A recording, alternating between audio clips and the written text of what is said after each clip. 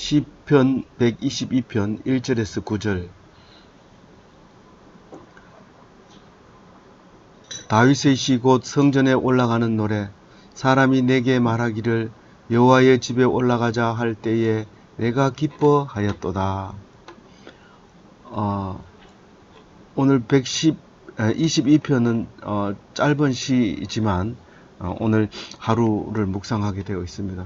모처럼 짧아서 마음도 가볍고 또 잊어버리지 않은 귀한 말씀이 될 것 같습니다.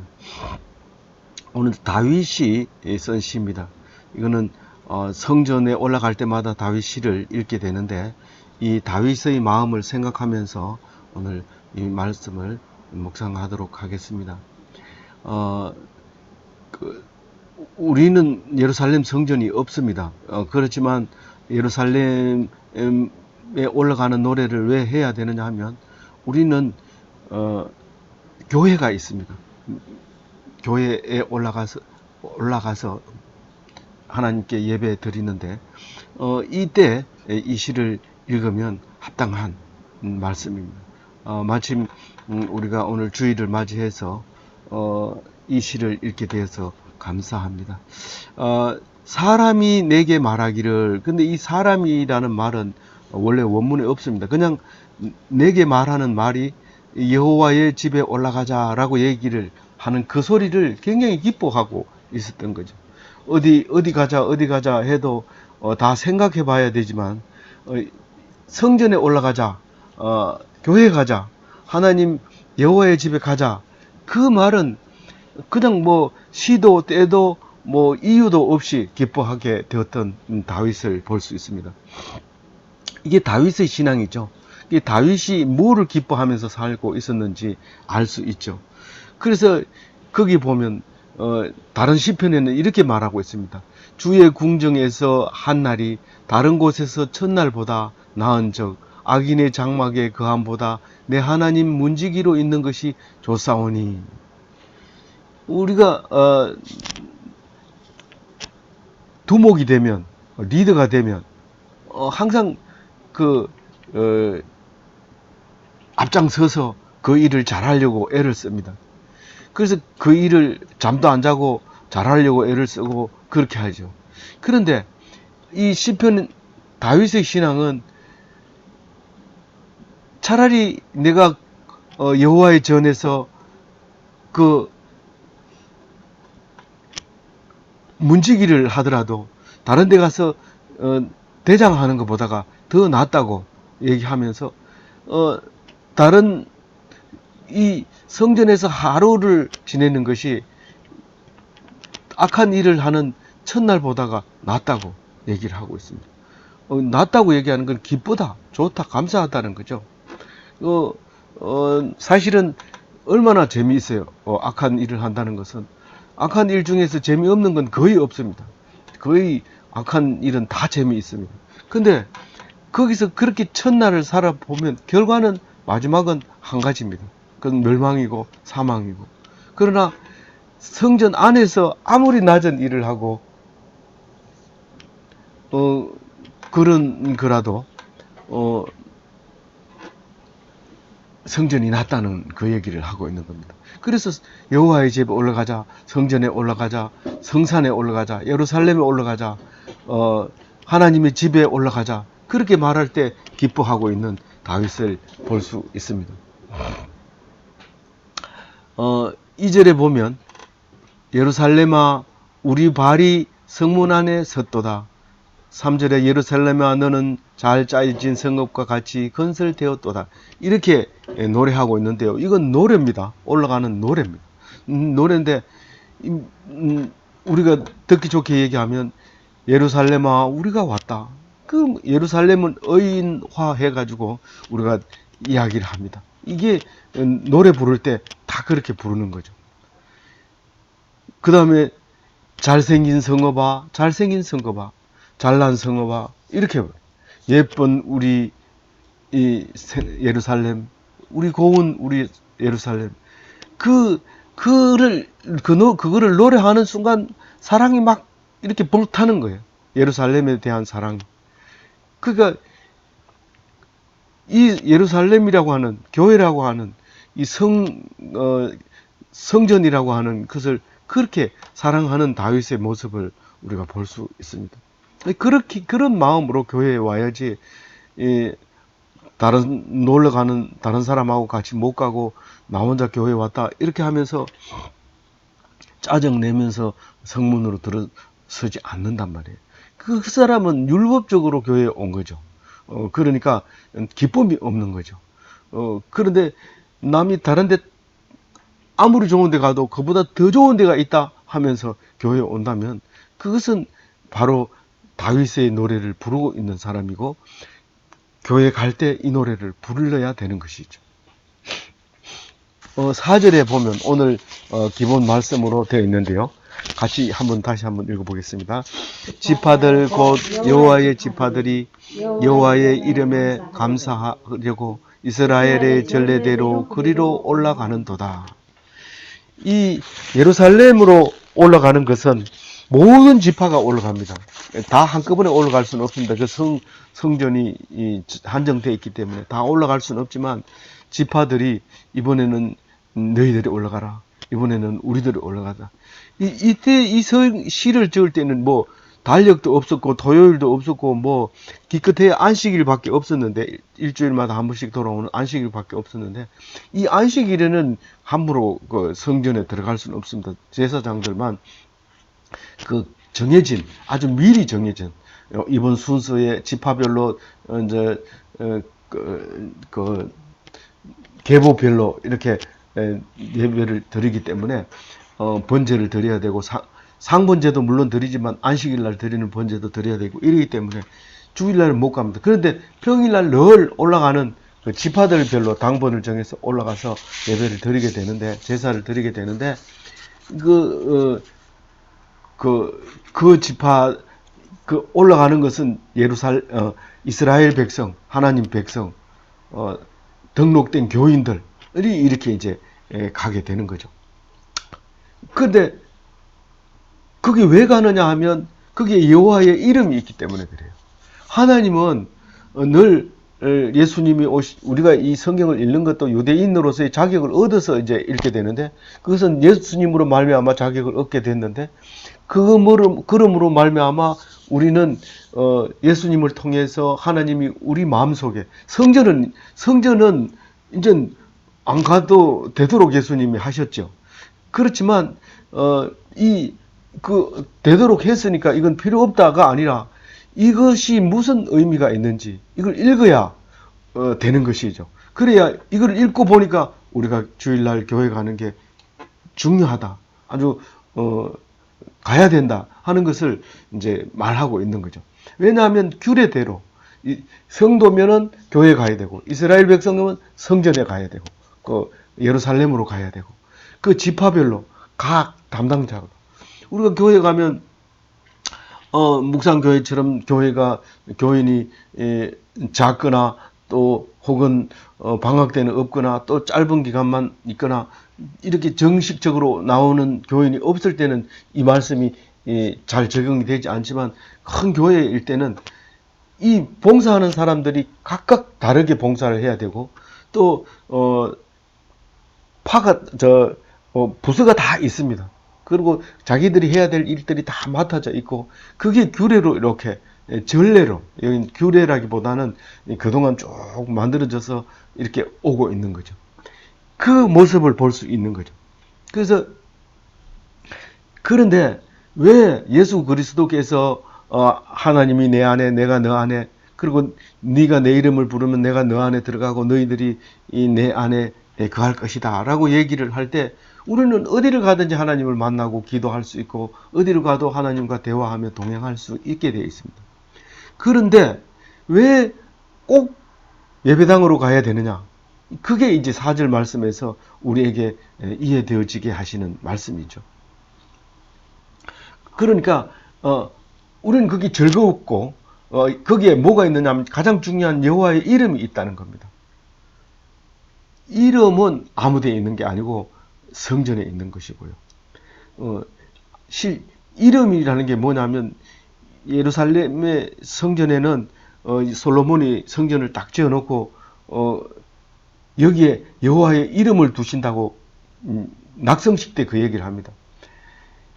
어느 곳에든지 하나님이 계시지만 이곳에 여호와의 이름을 두시니까 어디에 있든지 이곳을 향하여 기도하거든 그 기도를 들으시고 응답하소서. 그 낙성식에 그 솔로몬이 그 축사를 기도를 드리는 것을 우리가 기억합니다. 그러니까 우리는 하나님만 마음속에 있으면 끝이 아니라 하나님의 이름을 두신 곳에 가서 감사를 표현하고 지파별로 성도들로 그렇게 즐거워하는 그게 있어야 된다는 겁니다.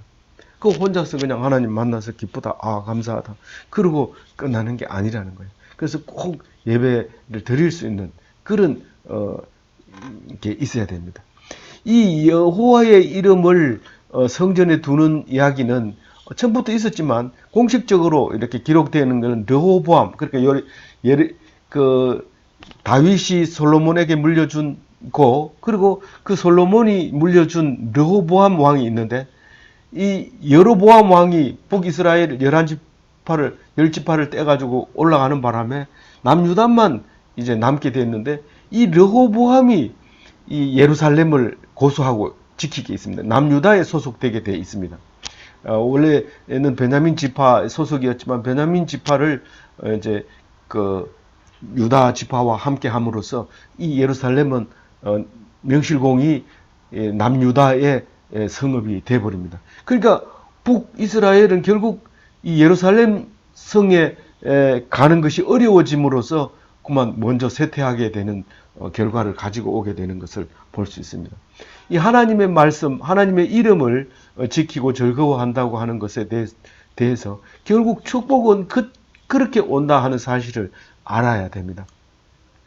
우리가 만약에 무슨 일이 있으면 무엇보다도 하나님 성전을 지키는데 가장 선점을 하는 것이 하나님을 떠나지 않는 길입니다. 왜냐하면 근데 그 성전을 지키면 그 신앙이 다시 살아나지만 성전을 놓쳐버리면 예배 처소를 놓쳐버리면 신앙을 지키기가 어렵단 말입니다.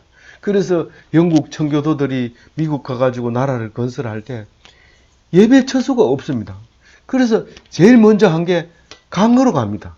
주일날 되면 강으로 가가지고 예배를 드리는데 그냥 드리는 게 아니라 모든 그 문화가 강 옆에서 발달하기 때문에 사람이 어디를 가든지 강이 없이는 살 수 없습니다. 그래서 강이 있는 곳에 이제 정착을 하려고 할 때 주일날이 되면 강가로 갑니다.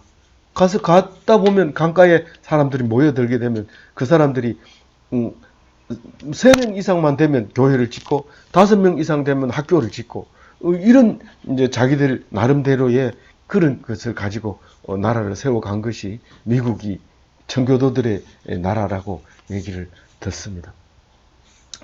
그런 것처럼 우리 예배 처소가 우리에게는 굉장히 중요하다. 그래서 중요하다 얘기하면 또 그렇지만 가장 기뻐하고 그 무엇보다도 즐거워하고 복된 삶, 복스러운 삶을 사는 길이다라는 것을 오늘 4절에서 말씀하고 계십니다. 6절 한번 읽어보겠습니다. 5절 읽어보겠습니다. 거기에 심판의 보좌를 두셨으니 곧 다윗의 집의 보좌로다. 그 성전에다가 심판의 보좌를 두셨다. 그럽니다. 물론 다윗의 왕위를 얘기하고 있는 거죠. 왕이 없이 만약에 다른 왕이 와가지고 너 성전에 가지 마. 그러면 끝납니다. 근데 이 왕위가 그 성전에 있으니까 거기 있으니까 뭐 우리는 굉장히 편하죠. 임금님 보러 가기도 하고 하나님 보러 가기도 하고. 근데 사실은 그 임금은 보통 임금이 아닙니다. 그 다윗이요. 하나님의 대리 통치자로서의 합당한 사람입니다. 하나님이 내 마음에 합당한 다윗이라고 얘기했습니다. 그래서 그 보좌가 거기 있기 때문에 억울한 일이 있으면 그래서 다윗이 심판합니다. 그래서 우리가 교회 갈 때도 늘 힘들고 어려울 때 교회를 찾습니다. 근데 잘나고 바쁘고 일이 많고 그럴 때는 교회를 안 갑니다. 왜냐하면 교회 가면은 그것을 해결해 줄 그런 왕이 있거든요. 하나님이 있거든요. 그래서 교회를 찾아가게 되죠. 그래서 다윗이 죽고 이제 죽게 될 때 다윗이 기도합니다. 그러니까 하나님이 너 위는 영원하게 해주겠다. 다윗의 자리는 영원하게 해주겠다. 근데 결국은 손자 때에 가서 참 솔로몬을 생각하면 다윗은 완전히 성공한 겁니다. 우리가 어떤 아버지가 그 자식에게 솔로몬 같이 만들어주고 싶지 않는 아버지가 누가 있습니까? 그 누구도 네 아들이 네보다 낫더라 이러면 다 좋아합니다. 그 아들이 네보다 못하더라 이러면 기분 나빠하는 거죠. 그러니까 다윗이 그 솔로몬을 세상에서 가장 훌륭한 왕으로 만들어 준 것에 대해서 다윗은 성공한 거죠.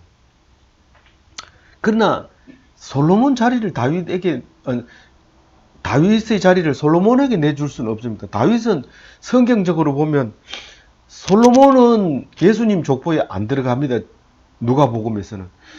그만큼 솔로몬은 믿음의 계보하고는 다른 길로 갔습니다. 그러나 다윗 입장에서 볼 땐 최고의 영광이었고 아버지로서의 성공은 한 겁니다. 근데 솔로몬은 결국 아들에게 그 위를 물려주지 못하고 분열왕이 돼버리고 자기 아들 르호보암에게만 남유다를 물려주게 되는 결과를 갖게 됩니다. 그러나 그 무엇보다도 남유다를 물려주는 그것보다도 더 중요한 것은 예루살렘을 찾아가졌다는 르호보암의 그 사건입니다. 르호보암이 그것을 뺏기지 않았다는 게 계보를 이어가는 예수님을 낳게 하는 아주 중요한 역할을 하게 되죠. 그래서 계속해서 다윗의 위가 끊어지지 말아야 되는데 북이스라엘이 먼저 망하고 그리고 또 150년 정도 있다가 남유다가 결국은 망합니다. 그러면 뭐냐? 예루살렘은 그냥 586년에 그게 불이 타버리면서 그러면서 유대인들은 허탈하게 됩니다. 맨 처음에 유대인들은 북이스라엘이 망할 때 봐라 하나님을 너희들이 놓치고 분리해가지고 나가니까 그렇게 빨리 망하지 숱한 욕을 했습니다. 그래가지고 아예 북쪽에 가가지고 상대를 안 했습니다. 말 자체를 안 썩었습니다. 왜냐하면 북이스라엘은 망해가지고 아수르가 전부 강제 이주를 시키고 거기 유브라데 강 쪽에 있는 사람들을 전부 강제 이주시켜가지고 북이스라엘에 놔뒀으니 남쪽 유다 사람들은 우리가 이스라엘이냐? 우린 이스라엘이 아니다. 유다다. 유다만 얘기했지 이스라엘을 말은 거의 안 했어요. 150년 동안.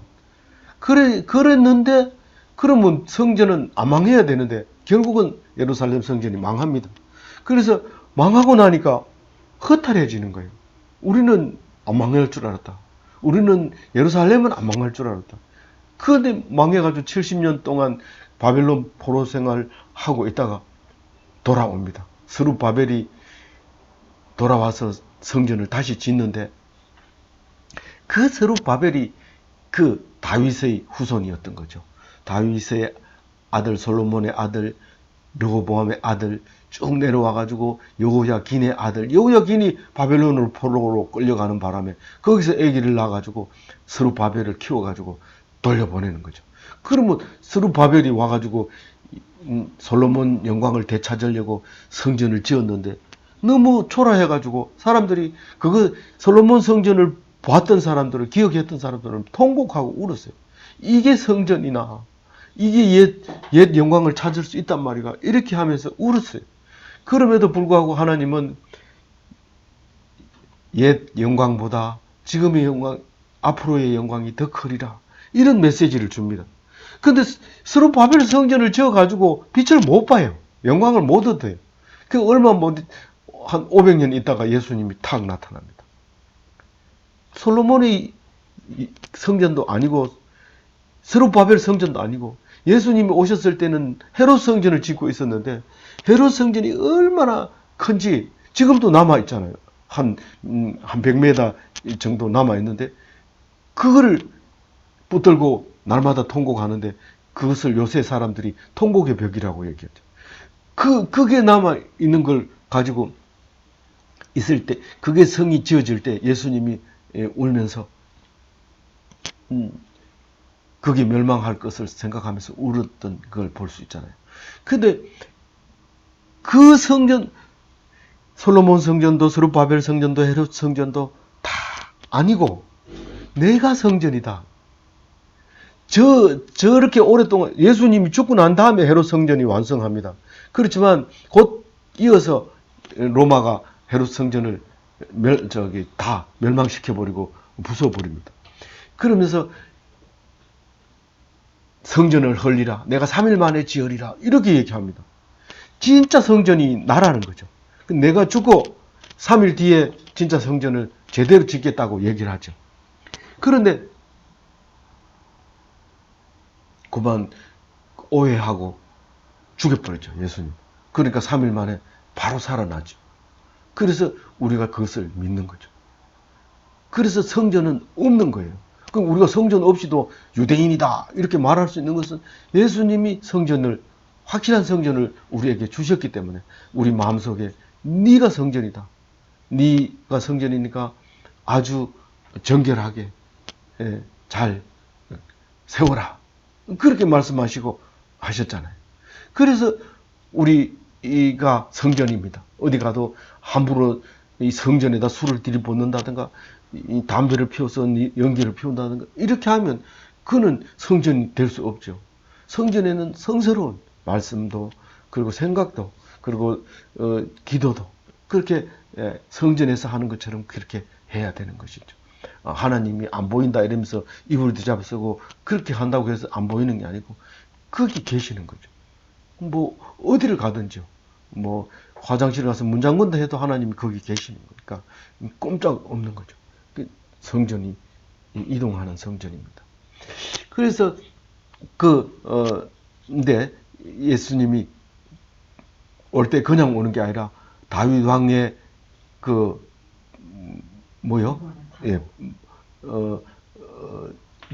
왕위를 가지고 오셨어요. 그래서 우리는 성전에서는 뭘 하고 제사를 지내야 되고 왕위에서는 왕이 있어야 되고 그래서 왕 같은 제사장으로 우리에게 주시는 거예요. 그래서 성전에는 다윗이 거기다 성전을 왕의 보좌를 딱 두는 거예요. 거기 앉아가지고 심판을 하는 거예요. 그 옆에는 하나님의 이름을 두셨고 그 옆에는 절대 권력자 다윗 왕이 앉아 있는 거예요. 죽었는데도 우리는 그 사람의 후손으로 예수님이 오셨고 예수님을 믿음으로 그와 같은 우리가 됐기 때문에 우리가 그 왕위에 앉아서 그 성전이 되어서 앉아 있는 거죠. 왕 같은 제사장. 그 얘기가 이제 5절에 우리에게 의미를 부여하고 있는 것이죠. 6절 읽어봅니다. 예루살렘을 위하여 평안을 구하라. 예루살렘을 사랑하는 자는 형통하리로다. 근데 예루살렘을 잊어버리고 모르고 알기를 거부하고 멸시하는 사람은 일하는 곳마다 어려워져요. 그런데 하나님 말씀을 사랑하고 하나님 평안을 주세요. 그러면 남들은 그 일로 말미암아 죽을 상을 가지고 있는데 이 하나님 믿는 사람은 그 일로 말미암아 평안을 가지고 형통하게 되는 거예요. 다 많은 사람들이 그 사건을 두고 막 불을 켜고 데모를 하는데 근데 하나님 믿는 사람은 그것이 나에게 복이라는 것을 알고 얼굴의 표정이 굉장히 편합니다. 그러니까 어떻게 해요? 데모하는 사람들이 그 사람을 그냥 놔두겠어요?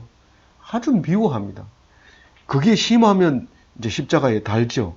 다는데 그러면 아주 성공한 거죠. 예수님처럼. 근데 예수님처럼 네가 안 달려도 충분히 된다. 나를 믿기만 하면. 그럼 보통 사람들이 함부로 그렇게 십자가에 달지는 않습니다. 나는 달리기를 원하지만 그렇게 안 달아줍니다. 왜냐하면 내가 예수님이 아니기 때문에. 내가 아무리 사람들한테 미워도 나를 그렇게 십자가에 달지는 않습니다. 그래서 절대로 걱정하지 마세요.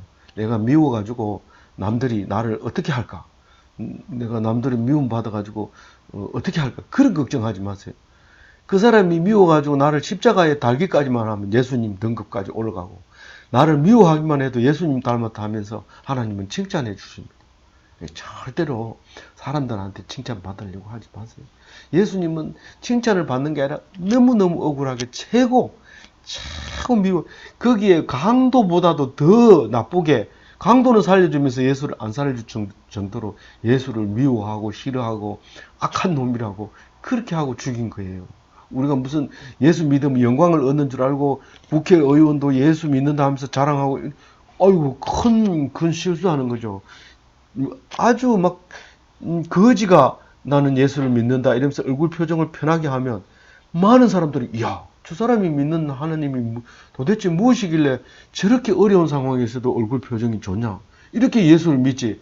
높은 사람이 예수 믿는다 하면 점점 그래서 엉망으로 되는 거예요. 그래서 로마가 기독교가 국교가 됐을 때 이 종교가 좋아질 것 같지만 결국은 부패해가지고 종교 개혁이 일어나지 않으면 안 될 지경까지 올라갑니다. 심지어는 면죄부를 팔아가지고 성당을 짓는데, 엄청난 성당입니다. 그건 뭐 그런 글을 짓는 거예요. 그 성당을 지을 필요가 없어요. 성당은. 7번 7절 대성 안에는 평안이 있고 궁중에는 형통함이 있을지어다. 평안과 형통함이 있어야 돼요. 그거 없으면 기독교인이 아니에요. 내가 내 속에 평안이 있어야 되고 내가 형통함이 있어야 돼요. 아니, 억울해 죽겠는데요. 그게 형통함이야. 예수님이 그랬어. 나 지금 지질이 못 사는데, 그게 형통함이라고. 아니, 일이 풀리는 게 하나도 없어요. 하는 것마다 안 돼요. 그게 형통함이라니까? 그런데, 잘 풀려나가는 것처럼 보이는 그 사람이 예수 안 믿어.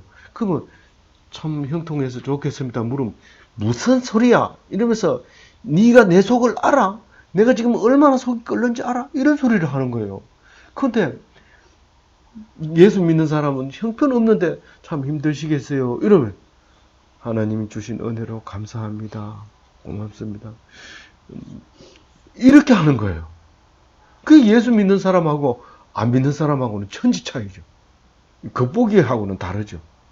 그게 예수님한테 그런 거예요. 예수님이 죽고 난 뒤에 알았어. 그게 형통함이었구나. 우리는 지금 보는 눈으로 보면 형통함이 분명합니다. 이 사람이 일 잘하고 있고, 지금 이 사람은 일이 잘 풀려가고 있고, 나는 잘 안 풀려가고 있고, 이렇게 보는 게 세상 눈이지만, 예수님이 십자가에 돌아가시고 부활하신 걸 보고 난 뒤부터는, 이게 형통함이구나. 일이 잘 돼가는 게, 일이 잘 돼가면 좋을 것 같아요. 우리 어떤 사람들은 보험회사 다녀보기도 하고 직장에 공동생활을 해봤습니다. 분명히 해봤습니다. 할 때 어떤 일이 있었습니까? 보험을 많이 팔면은 사람들이 막 우르르 보고 박수치며 높은 자리에 앉으라고, 앉을 때마다 자리 틀어주고 앉으라고 그러고 먼저 앉으라고 이래 합니까? 동료가 계약 잘하는 동료가 있으면요, 그 사람하고 점심도 같이 안 먹어요. 그리고 보면 얼굴도 안 맞춰요. 왜냐하면 기가 죽어 있는 데다가 그 사람을 뭐 해줄 이유가 없어요. 근데 내가 맨날 욕먹고 제일 꽂혀서 당신은 실적이 없으니까, 당신 계약해왔어? 안 해왔어요? 그럼 저 끝에 서 있어요. 당신 수혈이 지금 제일 끝이야. 그럼 뭐 이쪽 사람만 얘기하면 저 끝에 사람 안 들려요. 뭐라 했나 물으면 말도 안 가르쳐줘요. 그럼 막 다음부터는 가지 말까? 막 그렇게 하는 거죠. 근데 그거를 견디고 하나님 말씀대로 저 소리 들어봐야 뭐 쓸데없는 소리야. 내 할 일은 보험 계약하는 거야. 그러면서 열심히 해가지고 세월이 지나보면 제일 높은 자리에 떡 와 있는 것을 알 수 있게 돼요. 어떻게 보험도 안 팔아보고 어떻게 그래 잘 알아요? 성경 말씀에 다 있어요. 다 있어요. 그게요. 그게 하나님이 주시는 평안이고 하나님이 주시는 형통함이에요. 그거 모르고요. 야, 교회 나오면 복 받는다 했는데 내가 여태까지 이랬는데 교회 나와서 헌금도 많이 하고 교회도 한 번도 안 빠졌는데 왜 이런 일을 주십니까? 이게 무슨 복 받는 것입니까? 그렇게 얘기할 때 시편 좀 읽어라. 시편 좀 읽어.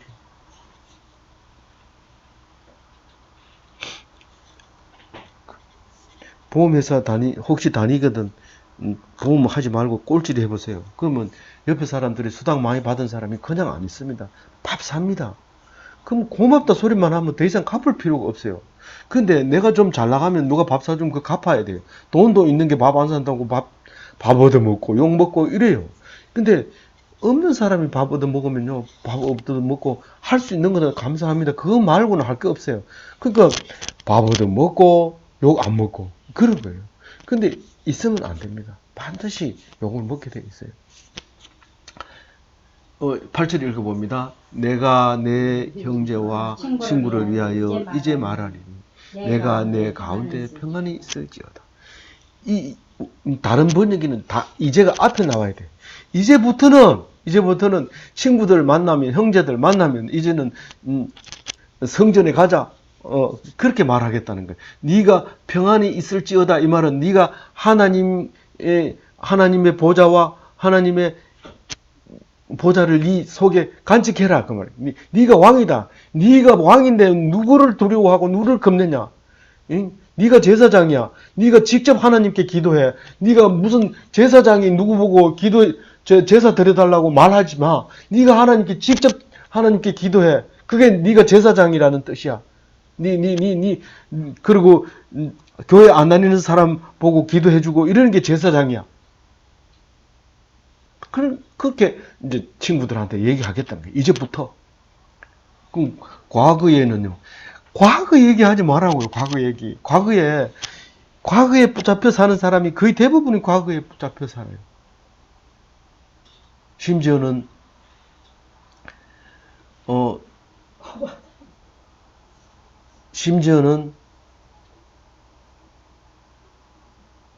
교회 가자 그러면 내 같은 사람이 뭐 교회 가서 천국 가려면 그런 천국 안 갈래요. 과거에 매여 살아요. 과거에 매여서.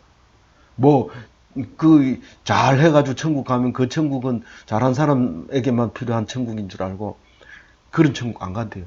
그런 천국, 시시한 천국은 나는 안 가겠다는 거예요. 당신들이나 가라는 거예요. 이제부터, 과거는 지나갔어요. 이제부터 하나님 앞에서 성전을 만들어 가야 돼요. 성전이에요. 그것을 믿어요. 그래서 평안 가운데 있어야 돼요. 거기에 거해야 돼요. 그리고 친구한테 그 얘기를 하겠다는 거. 마지막으로 9절 읽어봅니다. 여호와 우리 하나님의 집을 위하여 내가 너를 위하여 복을 구하리로다. 이 성경 이 구절은 문장으로 보면 아주 어렵습니다. 다시 말해서 시는 문장에 딱 맞는 게 아닙니다. 그 단어만 나열하면 시가 됩니다. 오 그래요. 이 얘기만 써도 눈물이 막 나오는 거예요. 이 시라고 하는 거는 그게 뭐 주어도 없고 동사도 없고 형용사도 없는데 막 그 단어 자체가 오 그래요 이러면 막 눈물이 나는 게 시인데 이게 이제 구절은 문장으로 만들면 굉장히 복잡하고 까다로운 게 아니라 해석이 사실은 안 돼요. 그리고 원문도 그 번역 안 되는 소리를 원문에 적혀 있어요. 거기 보면 라라고 하는 단어가 양쪽에 띄어지고 중간에 딱 라라는 단어가 하나가 들어가 있는데 이거는 영어에서도 번역 안 하고 다른 번역에서도 다 번역 안 하는데 뭐 일본어 번역이고 뭐 중국어 번역에도 다 그게 라라는 것을 번역 안 하는데 우리나라만 거기다가 너라는 것으로 번역을 해서 이거를 문장을 만들어 놨어요. 그럼 오히려 원래 있는 문장을 너라는 말을 넣는 바람에 이게 이제 오히려 제대로 이제 감각이 안 오게 돼 있어요. 어쨌든 일본어 번역에는 이렇게 번역해요. 내가 복을 빈다. 여호와 우리 하나님의 집을 위하여 너를 위하여 이렇게 돼 있고요. 중국어 번역에는 여호와의 신전 때문에 내가 너에게 복을 빈다. 이런 것도 있어요. 그래 그 일본어 번역이 조금 낫고 중국어 번역은 좀 마음에 안 들고 우리 것보다 더 마음에 안 들고 제가 개인적으로 이렇게 하는데 이렇게 말하는 이유는 뭔 말이냐면 8절까지 얘기를 해놓고 마무리를 지을 때 왜 내가 그렇느냐 하면은 하나님의 집에서 기도하는 집이기 때문에 하나님의 집에서 복을 구하기 때문에 내가 너를 위하여 복을 빈다. 이렇게 하는 게 맞지 않겠는가? 그렇게 이제 생각을 했습니다. 그러니까 하나님의 집은 기도하는 집이고 성전으로 올라가는 이유 때문에 이 이유는 너의 복을 빌기 위해서 내가 성전으로 올라간다는 겁니다. 교회 와가지고 화만 잔뜩 내고 나가는 거 아니라 이제 성전 밖으로 나가면 용서해주고 그럴 친구들이 있는 거죠. 그리고 그 친구들에게 다음부터는 같이 교회 가자 이렇게 말할 수 있는 거죠. 그게 구절을 마무리하는 겁니다. 그 문장을 이해하려고 애를 쓰기보다는 이건 히브리인들은 이 소리를 딱 들으면 뭐 묻지를 않습니다. 그냥 그 노래 그냥 반복합니다. 그 노래를 계속 그 뜻이 뭔데 아니 몰라 하여튼 그러고 노래를 계속합니다. 그런데 우리는 이거를 노래를 의미를 그 쓰는 용어를 잘 모르니까 번역을 해가지고 이해를 하려고 하니까 어려운 거예요. 그 구절은 난해 구절이에요. 난해 구절인데 상관없습니다. 시는 상관없습니다. 문장이 안 맞아도 그냥 절개 부르는 것은 확실한 겁니다. 성전에 올라갈 때마다 구절 얘기 딱 하고 노래 부르고 나면 이제 노래가 끝나는 거예요. 마지막 노래. 좀 어렵더라도 그냥 그렇게 이해하면 됩니다.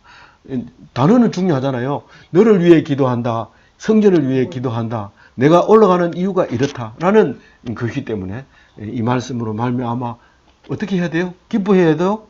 즐거워해야 돼요? 교회 오는 것을 좋아해야 돼요. 그러면 참된 기독교인이 다 되시기를 바랍니다.